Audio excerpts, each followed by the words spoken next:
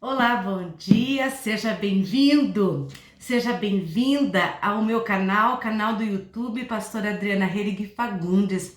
Nós estamos aqui mais um dia para te trazer uma palavra da parte de Deus, orar pela tua vida e clamar aquilo que nós precisamos pedir todos os dias para o Senhor. Orar por sabedoria. Nós estamos nessa campanha por sabedoria desde o dia 1º de janeiro. Eu acredito que a gente vai até o final de abril ainda. E em maio temos novidade, temos outra campanha para começar com vocês. Nós estamos nessa campanha no livro de Provérbios e hoje nós vamos começar a leitura do capítulo 22. Aleluias! Nós temos ainda alguns capítulos pela frente, né? Nós sabemos que o livro de Provérbios tem 31 capítulos e hoje nós estamos no 22.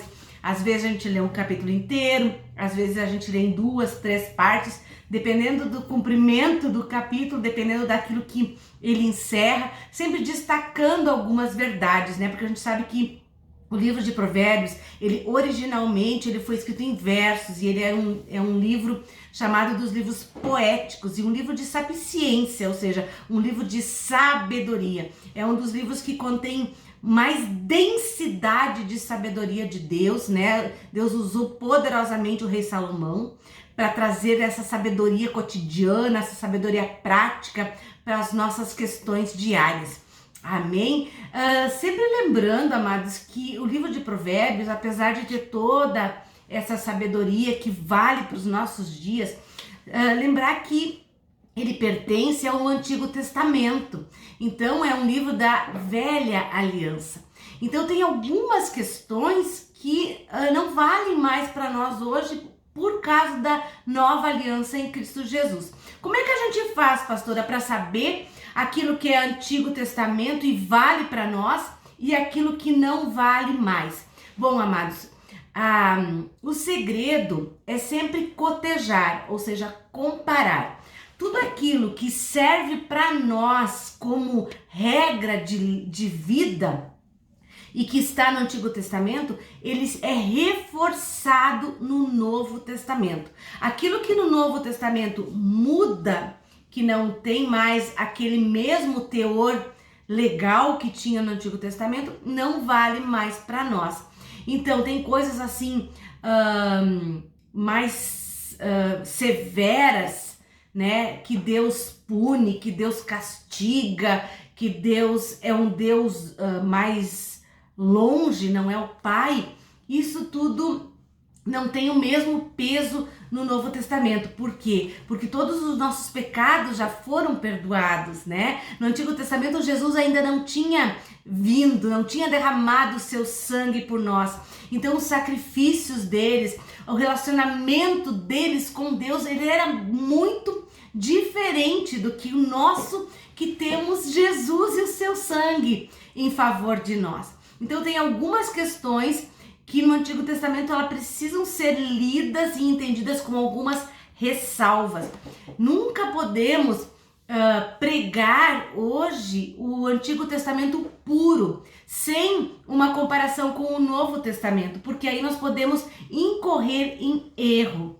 Amém? Espero que você consiga entender isso que eu tô te passando, que tem coisas que são da velha aliança, que Jesus disse que ele veio para reforçar a lei, mas tem algumas coisas do Antigo Testamento que hoje não são mais daquele mesmo peso, naquela mesma interpretação, como por exemplo algumas questões que até a gente vê no próprio livro de Provérbios. Amém? Então o que nós precisamos fazer? Nós precisamos comparar, ver se isso é retomado no Novo Testamento para essa nova aliança que nós temos em Cristo Jesus, ou se isso só vale para aquela época e para o Antigo Testamento. Amém? O Antigo Testamento ele é muito mais histórico e instrutivo, né? Mas no sentido assim de como Deus é, do poder que Deus tem, da abrangência que Deus tem, que ele é todo poderoso, que ele é onisciente, que ele é onipotente, que ele é onipresente, né? Esse poder de Deus. Então sim, fala sobre a história deste povo, que é o povo de Israel e todas as suas questões e as suas lutas, as suas dificuldades, as suas vitórias, mas sobretudo, o Antigo Testamento ele mostra quem é Deus, né? Deus, e não tanto como um Deus Pai, mas um Deus todo-poderoso, um soberano que é sobre todas as coisas. No Novo Testamento, nós conhecemos um novo Deus, que é um Deus Pai amoroso, justo, corretor sim, né? Mas que tem algo diferente, que é esse espírito de adoção, pelo qual nós podemos chamá-lo de Abba Pai, Paizinho querido. Então, o relacionamento com Deus do Antigo para o Novo Testamento, ele muda de uma forma radical através da obra da cruz. Amém? Então, esse cuidado nós precisamos ter ao ler o Antigo Testamento sem uma referência a Jesus. Tem que sempre colocar Jesus no meio disso. Amém? Espero que você tenha entendido essa minha explicação. Bom, vamos então orar e depois vamos ao nosso texto do dia para nossa campanha de sabedoria. Senhor nosso Deus, nós colocamos mais uma vez nossa vida sobre o teu altar e nós clamamos o teu fogo consumidor sobre nós, queimando toda a obra da carne, todo o mal, toda a culpa, toda a doença, toda a tristeza, toda a angústia, toda a depressão, toda a ansiedade, todo o mal, bata em retirada, todo espírito de vício, tudo aquilo que tranca, tudo aquilo que prende, toda amarra, toda algema do inferno, todo pecado oculto que caia por terra neste dia, em nome de Jesus. Senhor, vem sobre nós com a tua revelação, vem com a tua sabedoria e vem com a tua graça. Amém. Bom, vamos ao nosso texto então. Diz assim em Provérbios, capítulo 22, a partir do verso 1. Vale mais ter um bom nome do que muitas riquezas, e o ser estimado é melhor do que prata e ouro. O rico e pobre se encontram, a todos o Senhor os fez. O prudente prevê o mal e se esconde, mas os simples passam e acabam pagando. A recompensa da humildade e o temor do Senhor são riquezas, honra e vida. Espinhos e laços há no caminho do perverso. O que guarda a sua alma, retira-se para longe dele. Educa a criança no caminho em que deve andar, e até quando envelhecer, não se desviará dele.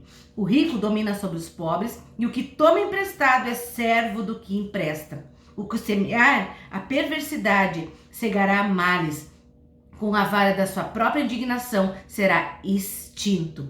O que vê com bons olhos será abençoado, porque dá do seu pão ao pobre. Veja quanta coisa abençoada, quanta palavra abençoada nós temos nestes versos aqui do 1 ao 9 do capítulo 22. Eu quero destacar com vocês o primeiro verso que fala: vale mais ter um bom nome do que muitas riquezas, e o ser estimado é melhor do que prata e o ouro. Amados e amadas, até nos dias de hoje, isso é muito válido e muito importante. É muito mais importante você ter um bom nome, você ter um nome limpo, você ter, ser chamado, considerado, visto pelas pessoas como uma pessoa honesta, como uma pessoa idônea, né? Do que ter muitas riquezas e tá com o nome sujo por aí e todo mundo falando mal de ti, todo mundo apontando o dedo para suas falhas. Porque as pessoas são assim, quando você erra com elas, elas te julgam mesmo. A gente sabe que não deve ser assim, que nós como cristãos não podemos julgar ninguém, mas o mundo julga, né? Então aqui, eu conheço pessoas, não do meu convívio, mas de ouvir falar, que tem carro do ano, que tem casas lindas, que viajam muito, ostentam muito, mas que na verdade ou devem tudo que tem, né? Compram e não pagam, ou que adquirem coisas através do roubo, através de lograr a outras pessoas, através de golpes, né? Ontem mesmo a gente estava conversando com um casal que eles sofreram um golpe terrível e essa pessoa que deu golpe neles continua dando golpe nas outras pessoas. E todo mundo já conhece ele por ser alguém golpista. Ele pode estar cheio do dinheiro, mas o nome dele tá muito sujo, né? Como a gente diz por aí, mais sujo do que pau de galinheiro, né? Então, ou seja, o nome dele tá na lama, Por quê? Porque não foi honesto, porque roubou de outras pessoas, porque usurpou, porque lesou, né? Então, aqui a palavra de Deus está nos dizendo que muito mais vale nós termos um bom nome, ou seja, nós temos um nome limpo, nós temos o nome com uma boa reputação, né? Nós darmos um bom testemunho como cristãos para as pessoas. Isso é muito mais importante do que nós termos riquezas e termos de forma ilícita, de forma ilegal, de forma adquirida de uma forma desonesta, roubando os outros, explorando os outros. Isso não agrada a Deus. E isso diz aqui que não tem valor, né? E aqui fala que ser estimado é melhor do que prata e ouro. Então a nossa maior riqueza é nós sermos pessoas estimadas, né? Principalmente estimadas por Deus. Principalmente pessoas que agradam a Deus. Amém? O outro versículo que eu queria chamar a atenção de vocês é o versículo 6, que é um versículo muito famoso e diz: educa a criança no caminho em que deve andar e até envelhecer não se desviará dele. Aqui também fala, tem outras versões que dizem ensina a criança o caminho que ela deve andar. E aqui você pode pensar assim, mas como assim que até quando envelhecer não se desviará dele? Bom, aí tem uma polêmica, né? Ah, mas eu conheço pessoas que foram educadas quando crianças e se desviaram. Tudo bem, eu acredito que muitas pessoas foram bem educadas, foram bem ensinadas, foram ensinadas inclusive na casa de Deus, nos caminhos do Senhor e se desviaram. Mas a maioria das pessoas que foram educadas segundo a palavra de Deus e no caminho correto, no caminho certo, mesmo que tenham dado uma vacilada no decorrer da vida, voltam antes da sua velhice, voltam para os caminhos do Senhor antes de envelhecerem. Eu fui testemunha disso.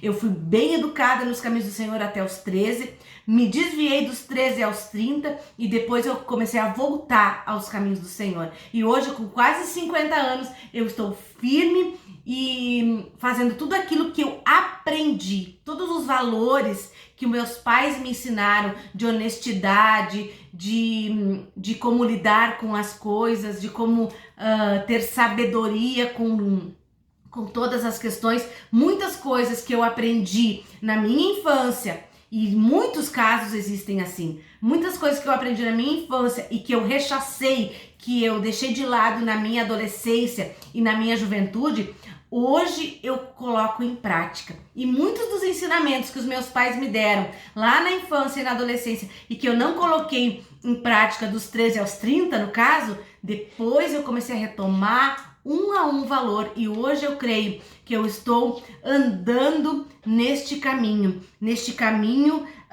que diz que nós não nos desviamos dele. Eu creio sim, amado e amada, que é tu e tua casa que servirão ao Senhor, que tu e a tua casa que serão salvos pelo Senhor. Então não desiste de ensinar o teu filho no caminho que deve andar, e o teu adolescente, o teu jovem, porque no tempo certo vem o arrependimento e a gente acaba voltando para os caminhos do Senhor. E esse agir de Deus é lindo na nossa vida. Aleluias! E para terminar, eu quero falar com vocês um outro versículo, que é o versículo 9, que diz: o que vê com bons olhos será abençoado, porque dá do seu pão ao pobre. Amados e amadas, eu aprendi que nós precisamos olhar para as pessoas, olhar para as coisas, olhar para as situações, para as circunstâncias com bons olhos, com olhos de amor, com olhos positivos, com olhos proféticos, com olhos de fé. E isso vai trazer pão ao pobre, mesmo que o pobre sejamos nós. Aleluias! Por quê? Porque quando nós vemos as coisas, as pessoas, todas as situações com os olhos de Deus, com o potencial que as pessoas têm, nós conseguimos lidar com essas coisas e ter misericórdia de vidas que estão muitas vezes perdidas, desviadas e que estão trilhando por maus caminhos. Amém, amados? Que Deus te abençoe de uma forma poderosa neste dia, que a paz do Senhor guarde a tua casa, a tua vida, e que esta palavra possa ficar guardada no teu coração. Releia de novo Provérbios 22, do 1 ao 9, eu tenho certeza que Deus vai falar poderosamente contigo, não somente nisso que eu abordei, que eu ministrei, mas também muitas outras palavras de sabedoria. Amém? E nós voltamos amanhã com mais campanha por sabedoria e vamos estar lendo a partir do verso 10 do capítulo 22 de Provérbios. O Senhor revela aos seus aquilo que Ele quer que nós façamos e nós sejamos. Que Deus te abençoe de uma forma poderosa. Se você ainda não é inscrito no meu canal, se inscreve, compartilha, curte, comente. Acione o sininho para ser notificado a cada novo vídeo. Em nome de Jesus. Que Deus te abençoe e até mais.